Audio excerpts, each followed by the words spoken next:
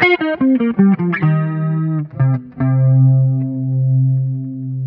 this video, I'll show you how to set the clock and the calendar on your new Pioneer AVH-110BT.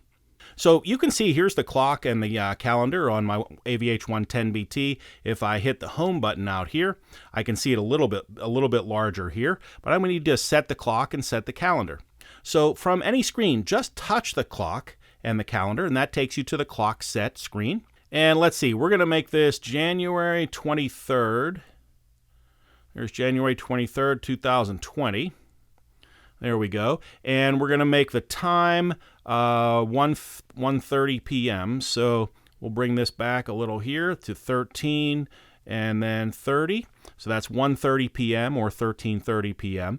Now you have a couple of different ways that you can display the clock and calendar information. You can go day, month, and year here. I like to keep month, day, and year in my vehicle. And then I have the option for 12-hour or 24-hour display. Now I have this listed as 13:30, which is 1:30 p.m., but I like a 12-hour display on my clock, so I'm going to choose the 12-hour setting there, so that should say 1:30. When we hit the X, you can see we have January 23rd on the calendar, 1:30 p.m. is showing on the clock.